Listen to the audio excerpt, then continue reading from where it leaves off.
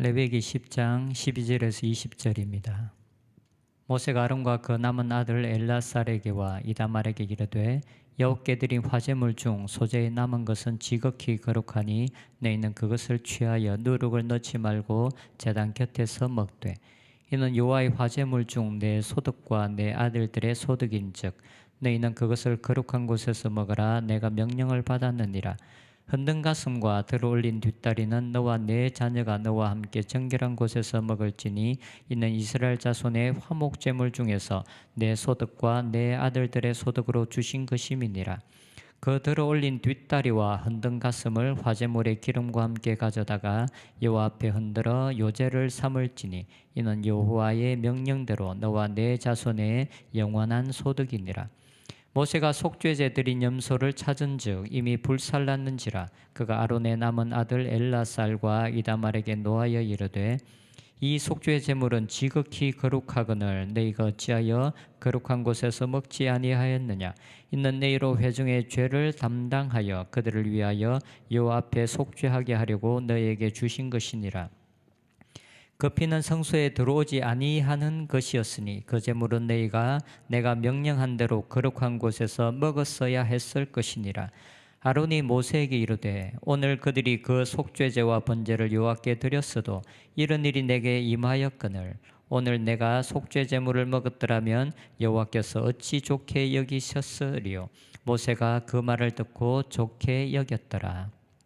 아멘. 모세의 아들 나답과 아비후가 죽은 이후에 하나님께서 아론과 그의 자녀들에게 회막에 들어갈 때에 술을 먹지 말 것에 대한 규례와 그리고 제물을 드린 이후에 제사장들이 먹을 수 있는 규례에 대해서 다시 한번 말씀하고 계십니다.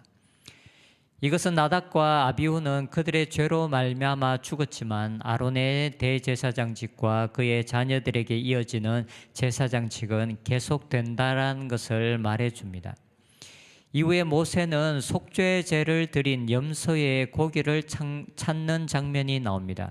16절에 보면 모세가 속죄제에 드린 염소를 찾은즉 이미 불살랐는지라. 그가 아론의 남은 아들 엘라살과 이다말에게 노하여 이르되. 모세는 속죄제로 드린 염소를 찾고 있습니다.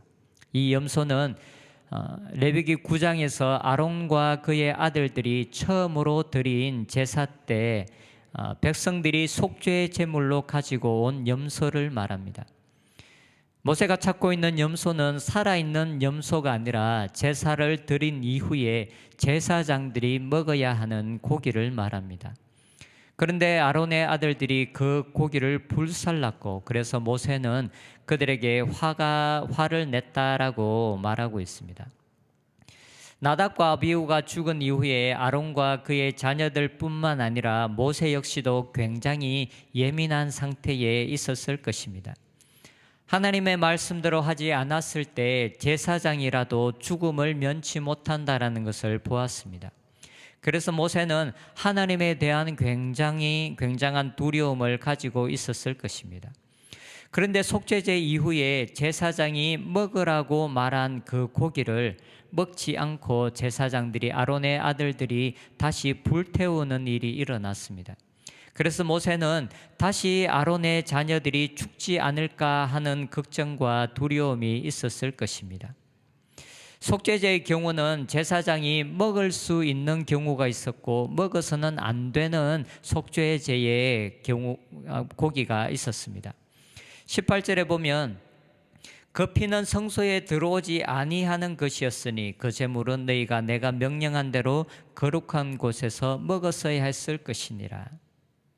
속죄제의 경우 백성들이 죄를 사하기 위해서 피를 번제단의 뿔에 바르는 경우가 있었습니다. 그리고 또 한편으로는 그 피를 번제단의 뿔에 바르지 않고 성소 안에 분향단의 뿔에 바르는 경우가 있었습니다.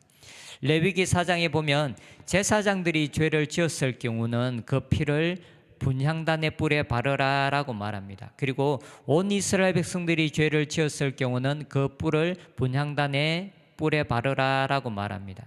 이렇게 분향단의 뿔에 피를 바른 경우는 제사장이 그 피를 속죄제의 제물의 고기를 먹지 못합니다. 하지만 그 이외에 다른 죄를 지었을 경우는 그 피를 분향단의 뿔에 바르는 것이 아니라 번제단의 뿔에 바르고 그리고 나머지 고기는 제사장이 먹으라라고 말합니다. 그래서 지금 모세가 그의 아들들에게, 아론의 아들들에게 하는 말은 이 속죄제의 피는 분향단이 아닌 번제단의 뿔에 발랐기 때문에 너희들이 먹어야 된다라고 하나님께서 명령하신 것이다라는 것입니다. 그래서 하나님께서 먹으라고 한 이 속죄 제물의 고기가 제사장들이 먹지 않고 모두 다 불태워지는 일이 일어났습니다.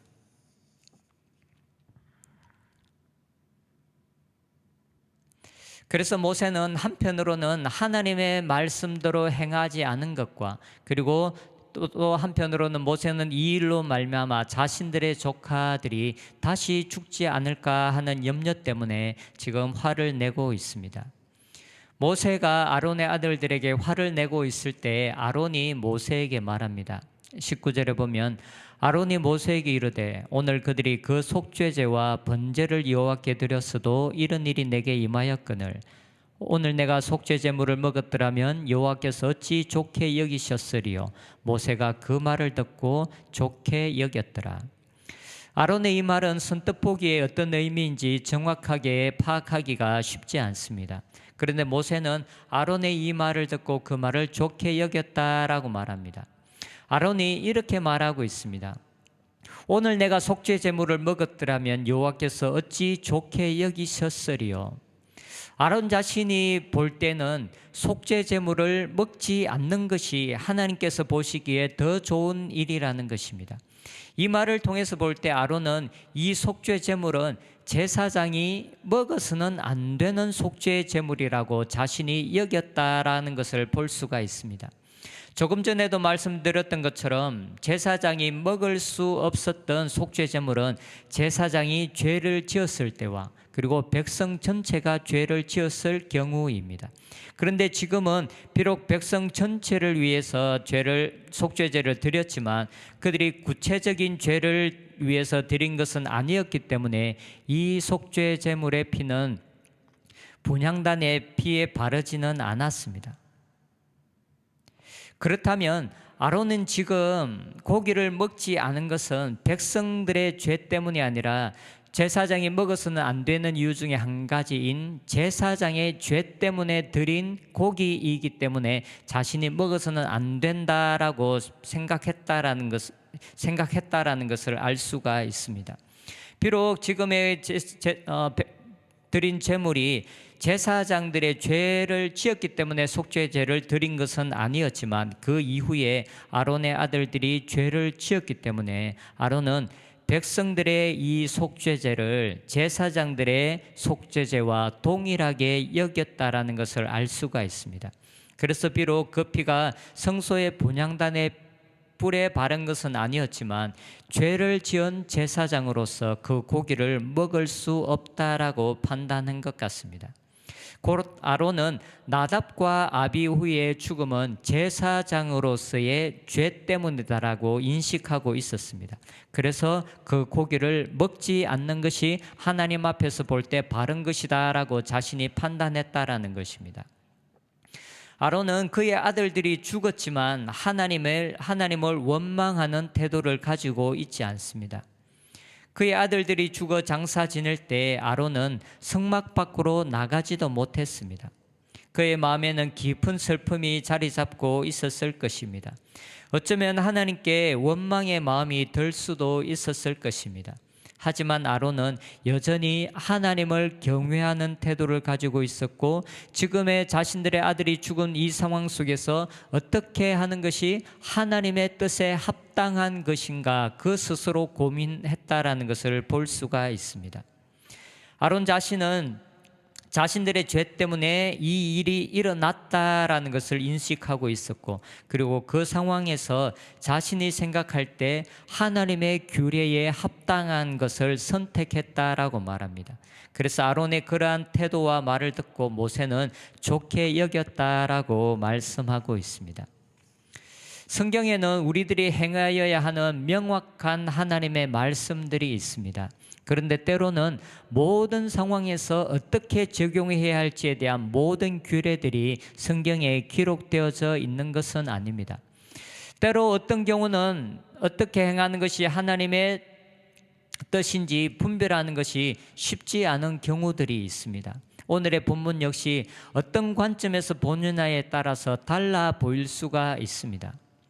하지만 아론은 한편으로는 하나님의 말씀을 어긴 것처럼 보이지만 그의 마음은 하나님을 향한 경외심과 그리고 자신들의 죄를 보는 겸손함을 가지고 있었습니다. 그래서 그의 결정은 모세만 좋게 생각한 것이 아니라 하나님도 좋게 보셨을 것입니다.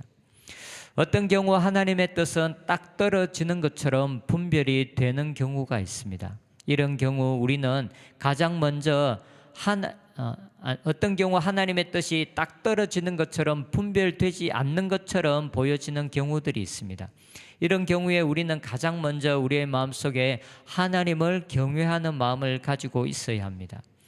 자신의 뜻이 아닌 하나님의 뜻을 행하려고 하는 열망과 의지를 가지고 있어야 합니다. 이러한 마음으로 기도하며 하나님 앞에 겸손함으로 하나님의 뜻을 선택할 때 그러한 선택은 하나님께서 존중히 여기시고 그리고 그러한 선택 가운데 하나님께서 함께 하시는 경우들이 많이 있습니다. 가장 중요한 것은 하나님의 뜻을 행하려고 하는 우리들의 의지입니다. 지금 아론은 이 상황 속에서 어떻게 하는 것이 하나님의 뜻인지, 한편으로 볼 때는 그 고기를 먹는 것이 하나님의 뜻인 것처럼 보여지지만 또 한편으로는 자기 자신들이 제사장으로서 죄를 지은 입장이기 때문에 그 고기를 먹는 것이 하나님의 뜻을 어기는 것처럼 보여졌습니다. 그 가운데서 아론은 겸손하게 하나님 앞에서 자신들이 죄인이라는 것을 인정하며 내린 그 선택을 하나님께서 기쁘게 받으셨습니다. 어떤 어려운 상황이 오더라도 하나님의 뜻을 행하려는 마음을 포기하지 않는 저희들이 되었으면 좋겠습니다. 자녀들이 죽는 극도의 슬픔 속에서도 하나님을 경외하는 마음과 하나님의 뜻을 행하려고 하는 마음을 가지고 있었던 아론처럼 우리들 역시도 항상 하나님을 경외하면서 하나님의 뜻을 행하기 위해서 노력하는 저희들이 되었으면 좋겠습니다. 기도하겠습니다. 하나님, 어떠한 상황 속에서도 하나님의 뜻을 행하려고 하는 마음을 가진 저희들이 되게 하여 주시옵소서. 아론의 자신들의 아들들이 죽었지만 그러나 그 가운데서도 어떻게 하는 것이 하나님의 뜻을 행하는 것인지 고민하며 하나님 그 선택을 했던 아론처럼 어떠한 상황 속에서도 우리들이 하나님의 뜻이 무엇인지를 분별하기 위해 노력하고 그리고 하나님의 뜻을 행하고자 하는 마음을 가진 저희들이 되게 하여 주시옵소서. 그리하여 어떤 상황에서든지 우리가 하나님의 뜻을 분별하며 하나님께서 기뻐하시는 뜻을 행하며 살아가는 저희들 되게 하여 주시옵소서. 예수님의 이름으로 기도합니다. 아멘.